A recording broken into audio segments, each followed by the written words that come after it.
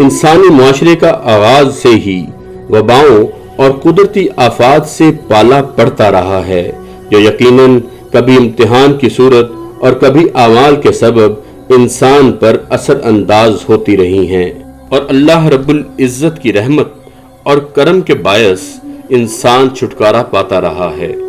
वक्त अच्छा हो या बुरा गुजर जाता है, लेकिन यादें छोड़ जाता है। ये यादें और रवैये इंसान और वक्त के गुजर जाने के बाद भी नस्लों में बाकी रह जाती हैं।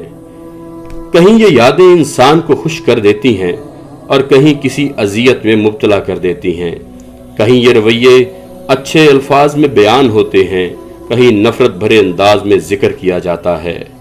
वैसे तो पाकिस्तान के मुख्तलिफ हिस्से सैलाब में घिरे हुए हैं, लेकिन हम यहाँ बयान करेंगे दरियाए सतलुज के सैलाब का और सैलाब की तबाहकारियों के साथ साथ इमदादी कार्रवाइयों का, जो तहसील मिंचनाबाद और ज़िला बहावल नगर की तरफ से मुतासरीन को सैलाबी पानी से महफूज रखने के लिए की जा रही हैं। नाजरीन, इस सैलाब में तकरीबन 45 मुआवज़ात ज़ेरे आब आ गए हैं और 60,000 एकड़ के करीब खड़ी फसलें तबाह हो गई हैं। बावजूद इसके कि वसाइल महदूद हैं, डिप्टी कमिश्नर बहावल नगर, डिस्ट्रिक्ट पुलिस ऑफिसर बहावल नगर और असिस्टेंट कमिश्नर मिंचनाबाद की ज़ेरे निगरानी न सिर्फ दरियाई पट्टी के अंदर रहने वाले लोगों को पेशगी वार्निंग दी गई कि वो महफूज मुकामात पर मुंतकिल हो जाएं, बल्कि सैलाब मुतासरीन के लिए 5 फ्लड रिलीफ कैंप्स और रेस्क्यू की जानिब से 7 बोटिंग पॉइंट्स भी बनाए गए हैं, जो हम वक्त लोगों की खिदमत में सरगर्म अमल नजर आते हैं। रेस्क्यू के जवान अपनी जानों की परवाह किए बगैर पुरखतर सैलाबी रेलों को चीरते हुए लोगों को इवैक्यूएट करते हुए महफूज मुकामात पर मुंतकिल कर रहे हैं। जो मुतासरीन फ्लड रिलीफ कैंप में रहना चाहें, उनके रहन सहन, खाने पीने और जानवरों के लिए चारे का इंतजाम मौजूद है। लोग भी और दूसरे लोग भी अपने रिश्तेदारों, दोस्तों और अजीजों को संभाल रहे हैं, लेकिन ज़रूरत इस अमर की है कि मुतासरीन सैलाब की तादाद के पेश नज़र हुकूमत के साथ साथ मुखय्यर हजरात भी मुतासरीन के लिए बाहर निकलें और अपने वसाइल को बरूए कार लाते हुए उनके लिए कुछ करें, उनके जानवरों के, उनके रहन सहन के लिए भी कुछ करें, हर मुमकिन मदद करें ताकि हम सब मिलजुल कर इस आफत से नबरदाज़मा हों।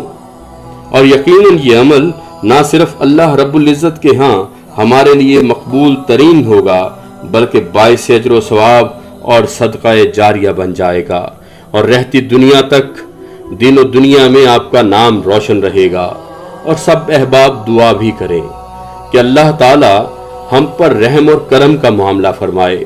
आखिर में मैं शुक्रगुजार हूँ deputy commissioner Zulfiqar Ali Bhoon, DPO Syed Ali Raza, AC Minchinabad Ahmed Javed Cheema, rescue incharge गान शौकत अली, मोहम्मद कैसर, मोहम्मद रऊफ़ और अली आसम और उनकी तमाम तर टीम का, जो दिन रात अपनी जानों को हथेली पे रखे हुए रेस्क्यू ऑपरेशन में मसरूफ़ अमल है।